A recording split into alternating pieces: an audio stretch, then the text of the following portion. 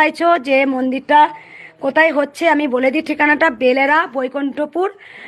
যে কোনো টোটো চালককে বলবেন, দেখবেন একদম মায়ের মন্দিরে সবাইকে পৌঁছে দেবে। আর টোটো ভাড়া তোমরা সবাই ন্যায্য ভাড়া নেবেন। অনেক ভক্তরা দূর থেকে আসেন, কষ্টের জন্য আসেন, তারা খুব কম ভাড়া নিয়ে আসবেন, যতটা পারবেন সহযোগিতা করবেন। এই বাচ্চাটা খুব সুখবর। কি মা ছেলে মেয়ে চেয়েছিলাম, মেয়ে মা আমি একটা স্বপ্নে দেখছি যে মাকে বলছি মা আমাকে ত্রিশূল ছোঁয়াও, তা তুমি আবার আমাকে হাত দিয়ে দিলে। একটা মন্দির থেকে দেখলাম একটা বাচ্চা মেয়ে ত্রিশূল নিয়ে আমার কপালে ছুঁয়ে দিল, বলে যা। একদম এই বাচ্চাটা মায়ের মুখে শোনা যায় কি উপকার হয়েছে বল মা। রাখো বাবা, দুজনেই বলবে, তোমরা বলো। মা আমার কনসিভ হচ্ছিল না, আমি মায়ের ইউটিউবে এরকম মার ছবি দেখতে পেয়ে বলছি মা আগের যে পুরনো মা ছিল সোনা মা, ওকে আপনি দেখাচ্ছিলেন, আমি বলছি মা সবার হয়, আমার কেন হয় না।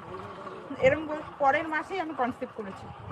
লাইভ ভিডিও কেন করলাম, তোমরা অনেকে ভাবো যে কি উপকার হয় কি না হয়। সবাই জেনে গেছো যে কৃষ্ণকালী মা চলন্ত, কৃষ্ণকালী মা সবাইকে সাড়া দিয়েছে। বাবা তোমাদের 3 বছর বিয়ে হয়েছিল, বেবি হচ্ছিল না, কবে গেছিলে মায়ের মন্দিরে? মায়ের মন্দিরে যাই, এই আসলাম মা। ঘরে বসে নাম যে আমার যদি বেবি আমি দেখে করতাম, আমি কল দেখে তারপরে আমি আসতে বাধ্য হলাম। আর